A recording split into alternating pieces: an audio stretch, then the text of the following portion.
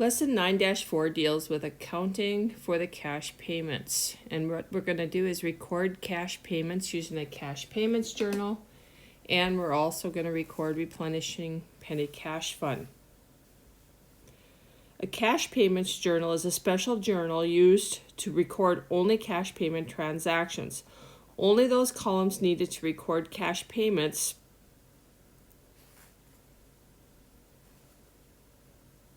transactions are included in 3 Green's Cash Payments Journal. A cash payments journal may be set up to accommodate a business's frequent cash payment transactions. Since all cash payment transactions affect cash and all cash payments are credits, a special amount column is provided for cash credit. You can see right here. In addition, 3 Green has many cash payment transactions affecting accounts payable account, so you'll see that. Therefore, a special amount column is provided in the cash payments journal for accounts payable. Most manufacturers and wholesalers print catalogs and maintain internet sites that describe their products. Generally, the prices listed in the manufacturer's suggested are retail prices. The retail prices listed in the catalog or internet is called the list price. Okay, and you can see in this example here that the list price would be $320. When a merchandising business purchases from a number of products from a manufacturer, the price frequently is quoted as list price less trade discount. A trade discount is a reduction in the list price granted to a merchandising business. Trade discounts are also used to quote different prices for different quantities of purchases without changing catalog or list prices. The price after the trade discount has been deducted from the list price is referred to as the net price. So you can see here your trade discount would be $167. Your net price in return would be the $153. Okay, so all of those, the list price, the trade discount, and the net price is recorded there. Merchandise or other items bought are recorded and reported at the purchase price. Oops, let's go back there. When a trade discount is granted, the seller's invoice shows the net price. Only the invoice amount is used in a journal entry, and this is your historical cost. You're going to record the actual amount that you paid for the product. No journal entry is made to show the amount of the trade discount. So, what amount would you journalize if you bought a 10-pack of these headphones? Again, you would journalize according to historical cost. You would only journalize the amount you actually paid for it, which is the $153. You don't have to worry about how much you saved or the actual list price. When a company purchases goods, the purchase invoice shows the amount that the company is expected to pay. To encourage early payment, a vendor may allow a deduction from the invoice amount. A cash discount is a deduction that a vendor allows on the invoice amount to encourage prompt payment. Cash discounts taken when purchasing goods are recorded to purchase discount.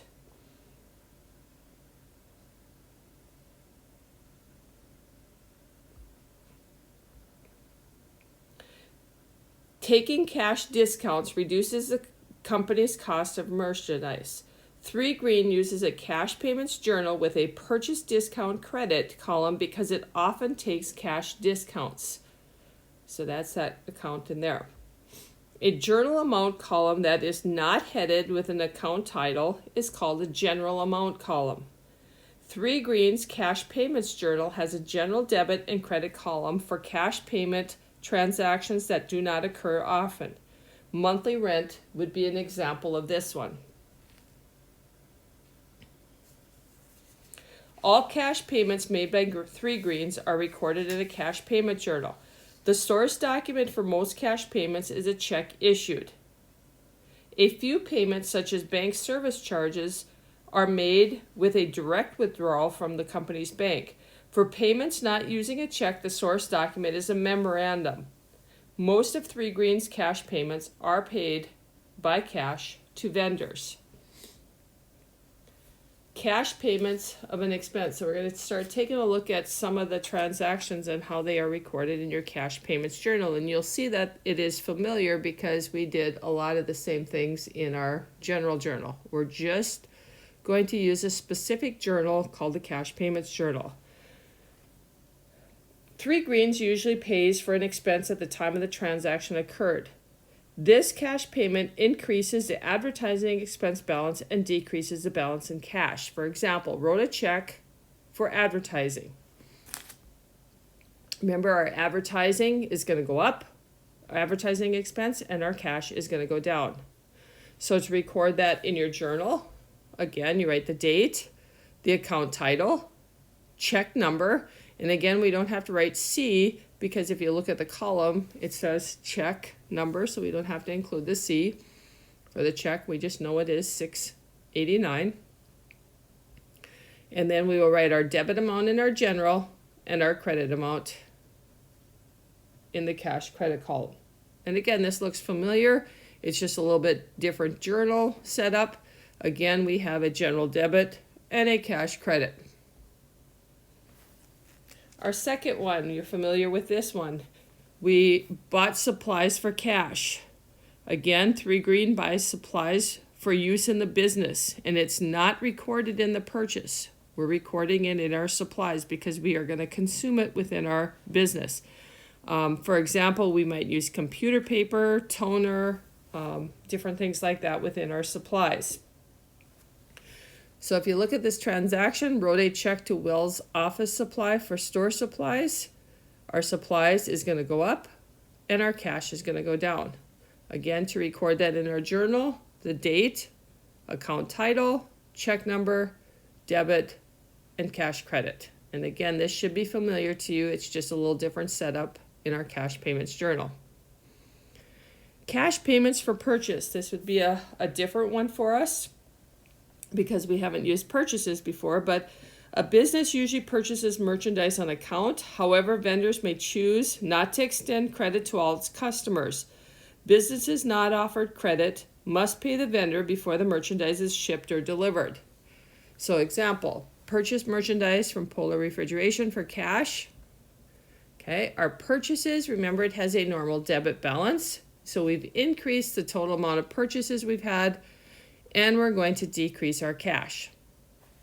To record that in our journal, we write the date. It is going to be a general debit because you'll notice in this cash payments journal, there is no purchases column. So we'll write the account title, purchases. And the biggest mistake here is people want to put merchandise in there, but the account title is called purchases. Check number, debit, because we said we were going to increase our purchases and we're going to credit cash. Cash payments on account with a purchase discount. Cash discounts is stated as a percent deducted from the invoice amount.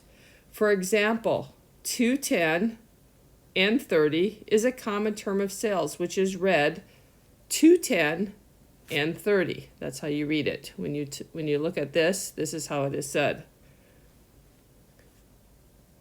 210 means 2% of the invoice amount may be deducted if the invoice is paid within 10 days of the invoice date.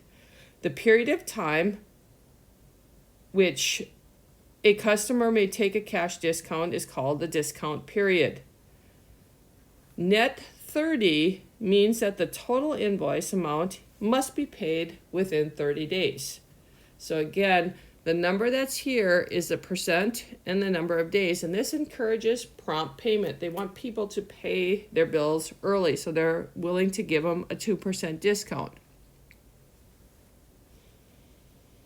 When a company that has purchased merchandise on account takes a cash discount, it's called a purchase discount. Purchase discounts are recorded in a general ledger account called purchases discount. An account that reduces a related account on a financial statement is called a contra account. Purchase discount is a contra account to purchases and is included in the cost of goods sold section in the general ledger. Okay, so again, a purchase discount, say that we're going to go purchase some merchandise for $1,000, but if we pay early, we only have to pay $950. Okay, so we have to record not only the amount of the purchase that we had, but also the discount. And you'll see how eventually purchase discount reduces the total amount of our purchases. Therefore, it again is called a contra account. Again, purchase discount is a contra account. Since contra accounts are deductions from the related account, contra account normal balances are opposite the normal balance of their related accounts. What is the normal balance for purchases? It is a debit. So the normal balance for purchase discount, since purchases discount, if we follow the rule up here, since they're deductions from their related account, they have the opposite balance. Okay, so therefore purchases has a debit balance, purchase discount is a contra account, so therefore it has a credit balance. Cash discounts are recorded because they decrease the amount of the invoice. Again, we have to record the total amount that we paid, and we also have to record the amount of the discount. And that's real important for a business because they can tell if it's worth paying early or if they should just pay when it is due in 30 days. Okay, so here's an example of a cash payment on account with a purchase discount. Paid cash on account, $627.20, covering purchase invoice number 489. So if we looked at purchase invoice 489, we'd find out that we owe $640. We purchased the merchandise. We are paying early, so therefore we have a discount of $12.80. So the amount that we're going to pay, write the check out for, is right there. So you need all of those numbers for the transaction. So our accounts payable, when we purchase the merchandise, we purchased $640 worth of merchandise. So therefore our accounts payable went up by $640. We're going to record accounts payable is going down by the entire amount of $640. Okay, how did we pay off that accounts payable? We used the purchase discount. Purchase discount, kind of like going to the store and using a coupon.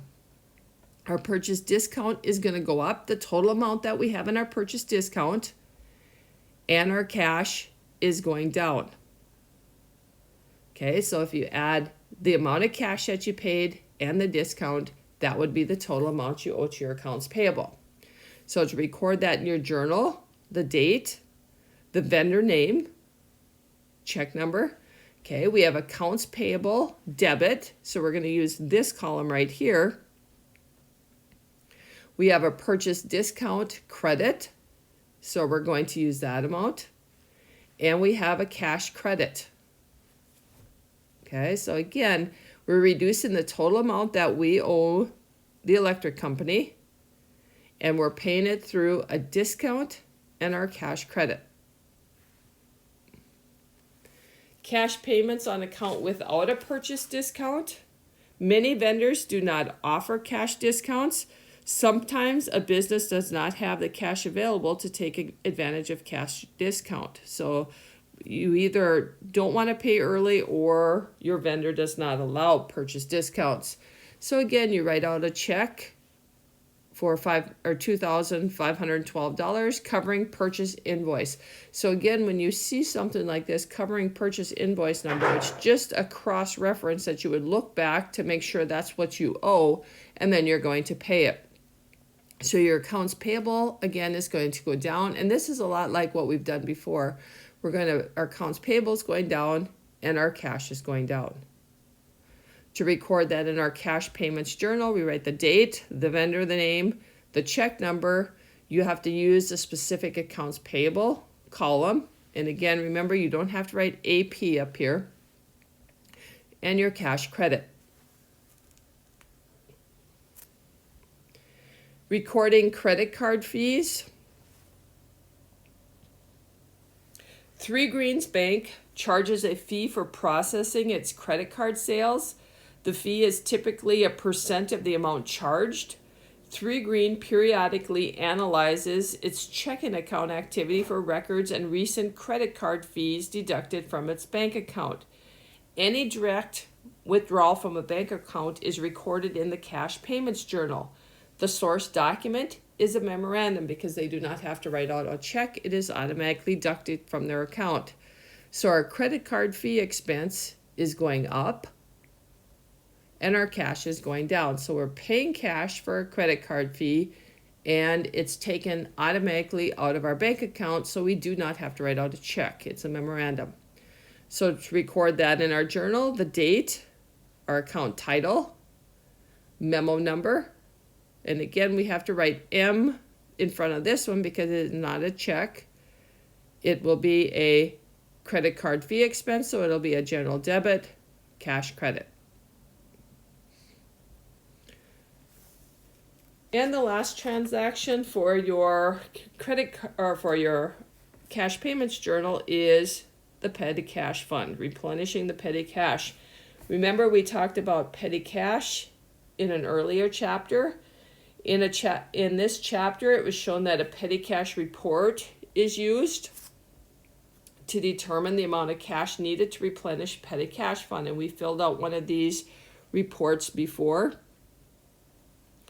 If the total petty cash payments do not balance with petty cash on hand, the fund is either short or over. Petty cash short and petty cash over are recorded in the account titled cash short and over.